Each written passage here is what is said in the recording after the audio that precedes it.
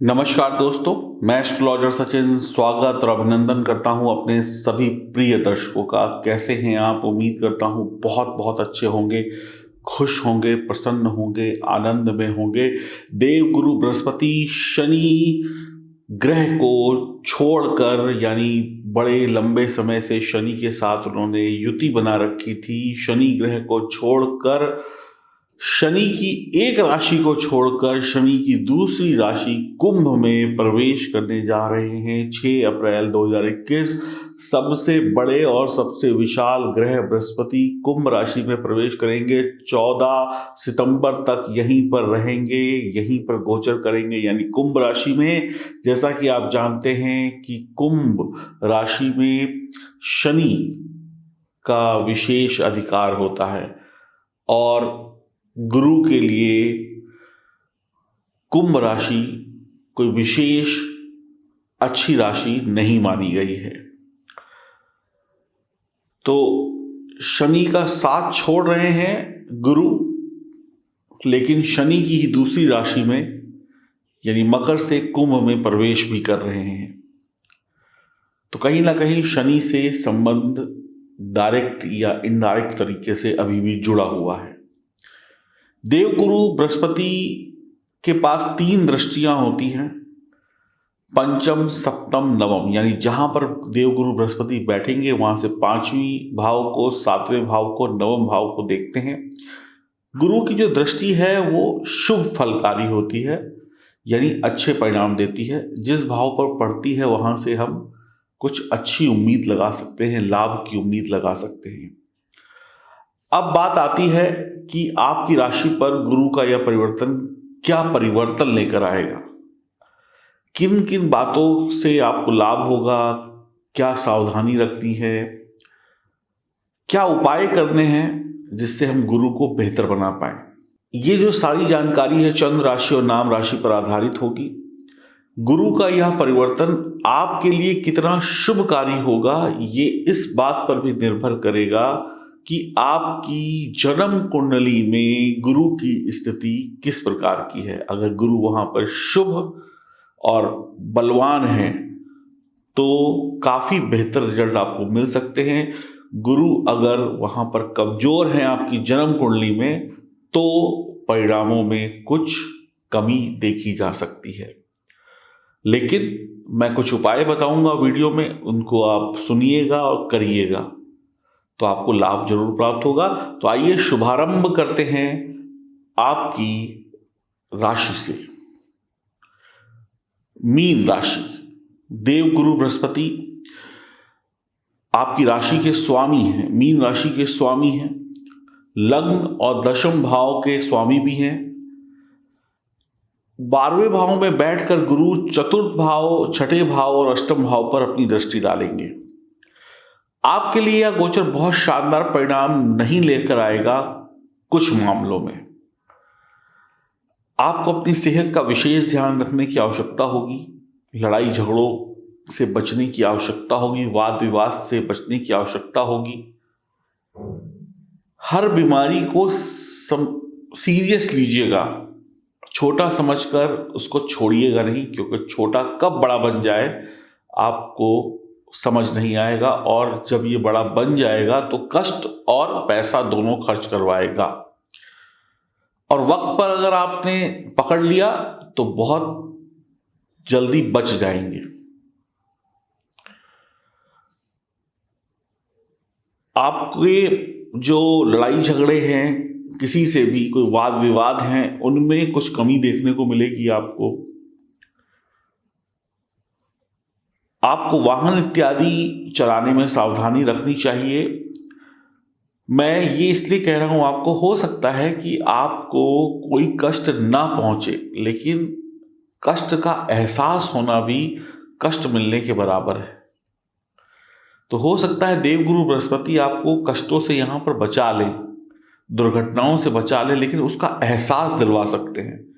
मौत आए ना, लेकिन मौत का जो डर है वो मौत आने से ज्यादा खतरनाक होता है। तो इसलिए मैं कह रहा हूं वाहन इत्यादि संभल कर चलाएं, रिश्तों में गलतियां ना करें।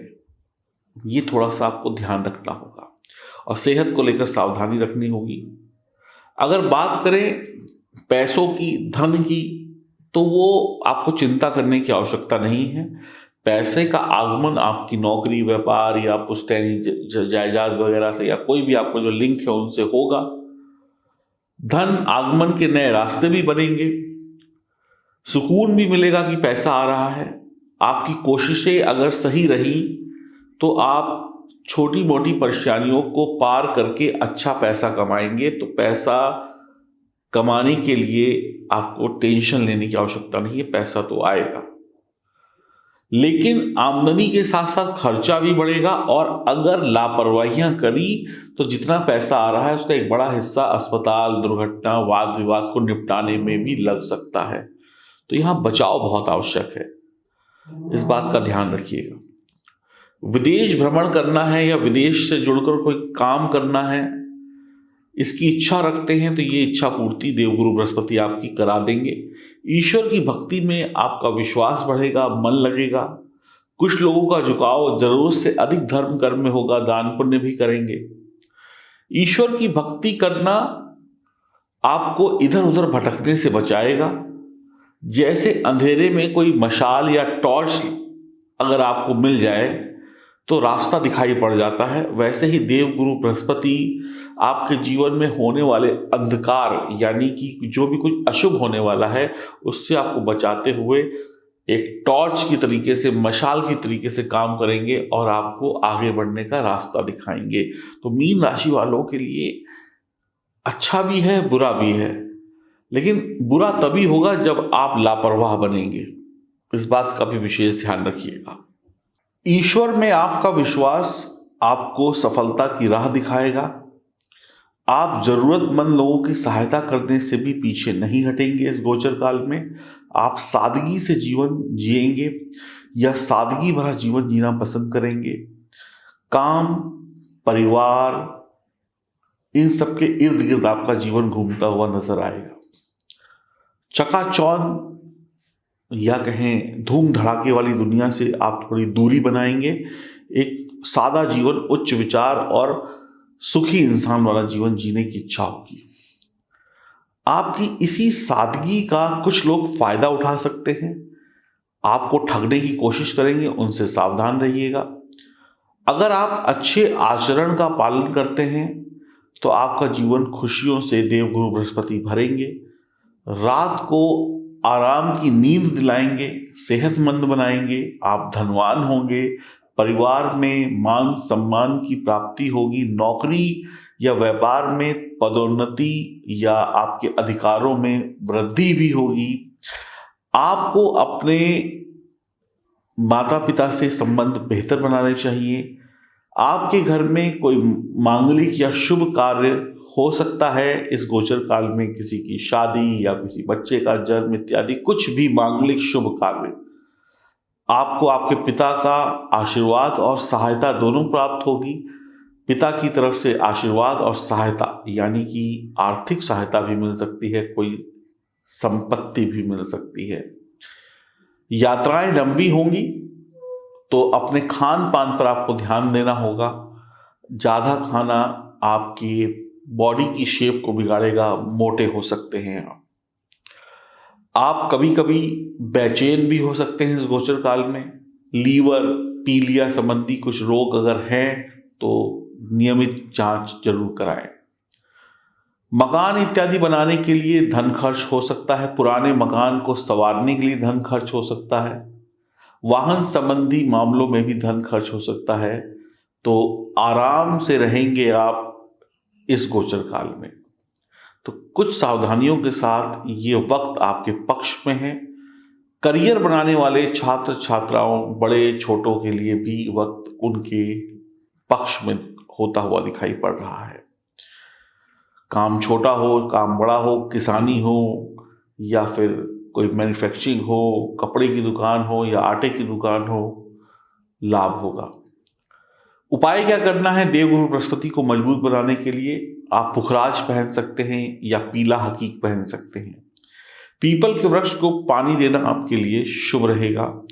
हल्दी का टीका प्रतिदिन अपने माथे पर लगाएं, अगर जन्म कुंडली में गुरु की स्थिति गड़बड़ है तो ये उपाय आपको काफी राहत दिलाएंगे। और इसके अलावा अपनी जन्म कुंडली में गुरु की स्थिति और अन्य ग्रहों की स्थिति को संपूर्ण रूप से जानना आपके लिए आवश्यक है। इसके लिए आप दिए गए नंबरों पर संपर्क करके अपनी कुंडली की विवेचना करवा सकते हैं। नमस्कार।